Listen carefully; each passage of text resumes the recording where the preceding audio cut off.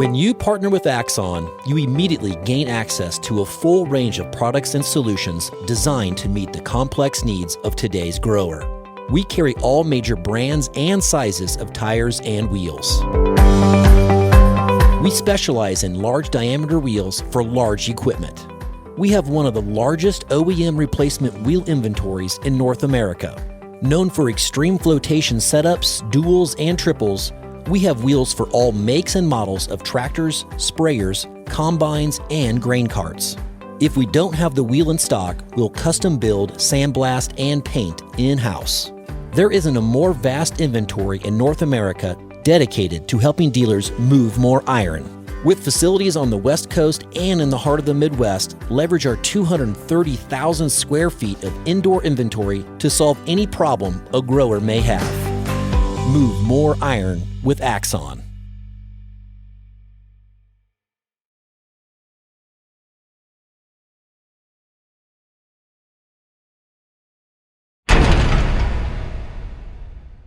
Moving iron.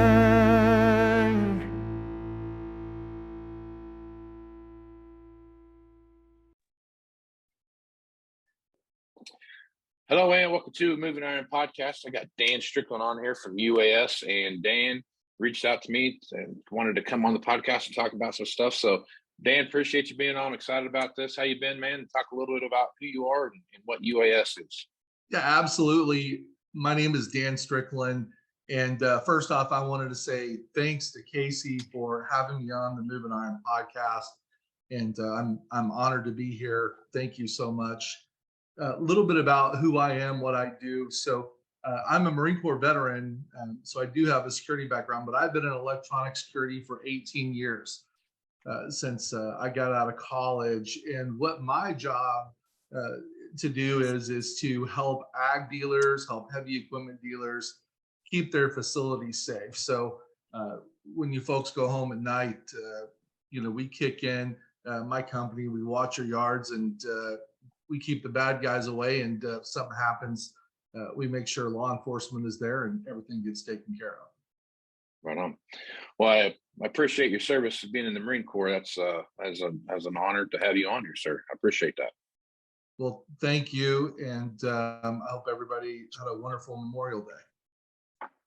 Yeah, it was definitely a time there, and that's one of those holidays I like to make sure to point out that it's not just barbecues and going to the lake. It's a lot more to that holiday than just the fun part of it. That's why they call it Memorial Day. You're supposed to be remembering some stuff that's happened during that time frame and the people there. So, okay, well, let's talk a little bit about what you see happening out there in the marketplace. So, being on the surveillance side of stuff, you're talking with customers all day long. What are some of the challenges that you're seeing out there right now when it comes to your customers that you're working with? Well, the bad guys are out there. So sure. Make no mistake about it. UAS, we currently provide monitoring and surveillance and electronic security services for companies like Perk Rentals. We do a lot of work with other heavy equipment dealers, other ag dealers, United Rentals. So we monitor over 1,000 different yards a night all across North America. That even includes Canada, Alaska, and Hawaii. So we've basically seen everything. The good news is for our ag dealers out there and our heavy equipment dealers out there, security camera analytics and voice down technology is winning the battles against the bad guys. So the technology is out there, and my goal is to maybe provide some ability to help prevent activity that you don't want happening in your yard. Let's talk a little bit about that technology. Kind of explain what it is that you say voice recognition technology. Well, so what we do is, we take cameras you already have, so surveillance cameras you already have, are ones our company can install. And look, I'm not here, I don't want to rip out your whole system. If we can use your system, and we work with many, many different camera manufacturers out there and many different video management software manufacturers out there, we can come in and we can monitor your systems. So the majority of ag dealers and heavy equipment dealers have security cameras, but when they go home at night, if something happens, maybe they get an alert on their cell phone. And I don't know about you, Casey, but do you have your phone on alert at 3 in the morning on Saturday? No. No, you don't.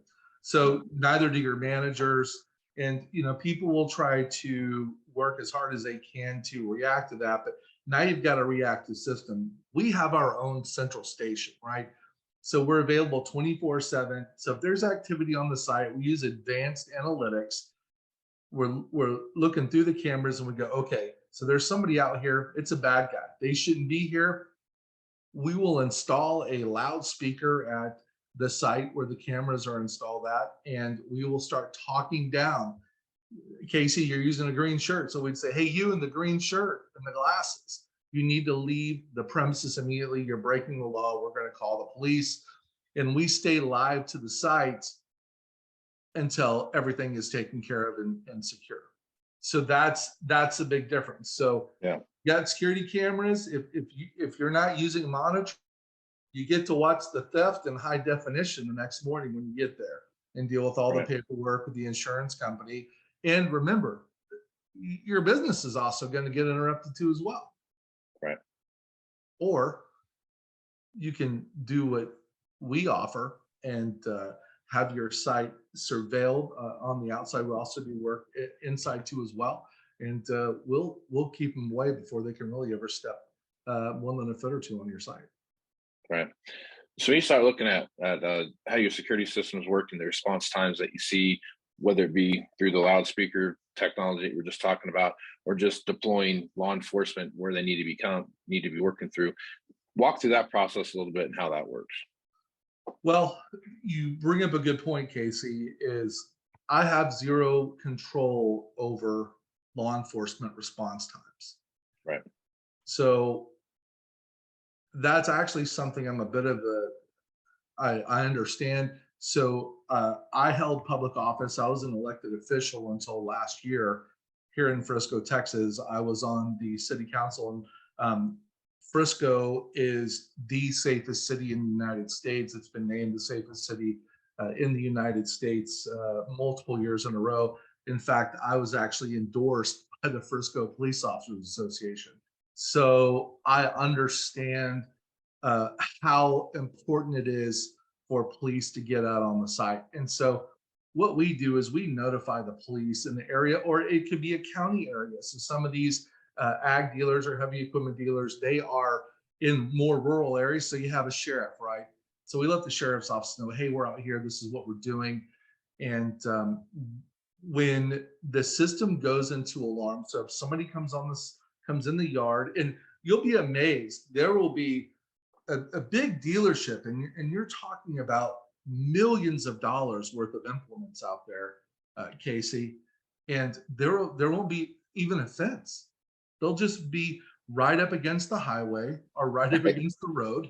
Right. Maybe there's a road in the back, and the next thing you know, a side-by-side's gone, or 4 or 5 side-by-sides are gone, or maybe an implement, or they're taking some of the electronics out of the tractors or the combine or whatever it is that they're trying to steal. And our goal is to deter them. We want to start talking to them. 99% of the time, once we start down talking to them through the speaker, they're going to run off. They don't want to have anything to do with that. And then if they stay after really that first warning, we're calling the police, and we're live with the police telling them, hey, look, there's a guy here in a green shirt and glasses, and he is trying to steal side-by-sides or whatever implement they're in, and the cavalry will come, and we see people through the video get arrested from time to time. So it does work. Yeah.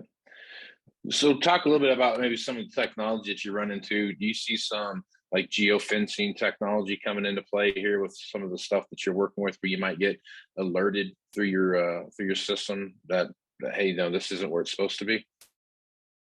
Well, so specifically when you talk about geofencing, I believe you're referring to like a tracker that you would have on an expensive piece of equipment.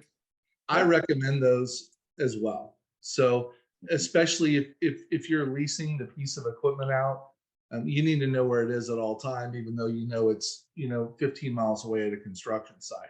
So I'm always a big fan of that. I'm always it never ceases to amaze me. There's folks that have pieces of equipment that are worth more than some people's houses, and they're like, well, I have a tracker on it, and it's like, well, the investment on that, there's a pretty high ROI if it ends up at a place that it shouldn't be, because at least the police can go get it. What we're trying to do, and what we've been extremely successful at UAS, is deterrence. We want the people to go away before there's a problem, and then if they do stay and they do try to do something, we want to make sure that law enforcement reacts as quickly as on site and can make an arrest. Yeah. So that's that's kind of the big part about it. And we use high definition IP cameras. We use the latest technology. I mean, we're going to see people in crystal clear video at night. It can be a bit of a challenge from time to time, but we have things like real fun stuff like thermal cameras, and so we can get deep into technology with video surveillance pretty quickly. So it doesn't matter where you're at, what part of the world that you're in, we have the right tool to do the job, right? You wouldn't use a screwdriver when you need a hammer. So we've got the right technology for the product. Sure. What's one of the so we got a lot of farmers and stuff that listen to this. I mean, when you're looking at some of their yards and what they have in inventory, it's as much as some of these dealerships have in inventory. Yes. A lot of cases. What do you see from a residential side, and is your product something that you would see on the residential side of the business? So I'm going to answer that in really kind of three different ways. Okay. My family, on my wife's side, so they're farmers. They're farmers in Nebraska and on the border of Nebraska and South Dakota, in a little town called Brandon. I don't know if you're familiar with Brandon. And then we have family that are farmers in Iowa, and also farmers around the Kearney, Nebraska area. So I'm familiar with farming implements and the setups there. So there's very expensive implements in these farms. And what I've noticed is these farms keep getting bigger, Casey. Yeah. And they have these big structures where they're housing. So my wife's uncle, he has 2 massive combines in there. Heck, I didn't even know combines had air conditioning. They have a TV in there and satellite. And I learned something. I didn't know that corn, the humidity, I think I'm saying the right, the humidity of corn is something that they pay attention to. Does that make sense? Yeah, moisture. So I learned that sitting in the combine. So yeah, you've got all this equipment out there. And so having a video surveillance camera system is really good. Here's another thing too. How many of you farmers out there have a big tank of diesel gas? Yeah. Probably every single one of you. Do you know how much diesel gets taken out of there? You might, especially at the end of the month when it's empty and the bill comes due and you're like, gosh, we're sure using a lot of diesel. So you can use cameras for also operation. It's not just security, right? So it's not that, somebody's going to probably come and mess with your equipment. It's, why are we burning through so much diesel? Or, who's coming to the site, at the right time in the morning. And so it can also be used for making sure that people are where they should also be. Livestock is another thing too. So my wife's uncle, not only does he have a farm where he farms corn, but he also has about 100 head of cattle. Cattle are very expensive, especially I heard these prize bulls can be really, really expensive. That's another thing too, is to watch your livestock. Now, what about the folks out there that have horses? Horses can be very expensive. Sure. So you have a barn with these horses in it. I mean, I would certainly most likely have a surveillance system that's monitored at night, making sure my horse is where my horse should be, right? And, paying attention to other things. Here's kind of a newer one too. What about exotic game ranches? Yeah. How many folks do you know? So what's interesting is right now, I can drive, you could fly to Dallas, Casey. I could have you on an exotic game hunting ranch within an hour and a half. Sure. You'll see zebras out there, kudu, gem spot. There'll be, white-tailed deer that for you to harvest costs more than a new car. Yeah. Now, the prize buck for these different breed of animals they have out there can be extremely expensive. And, they have breeding pens for that too. And so there's a lot of different ways that you can use surveillance and monitoring technology to look after your agricultural and, your land and your livestock. So. Right. Yeah. Now, very important stuff, especially when you're looking at the investment that comes along with what you're doing there. You talk about any one of these machines out there, and I don't know, your systems and monitoring and everything like that, but you lose one of those animals or a machine like that, and you have to go through the hoops through the insurance companies and do those kind of things.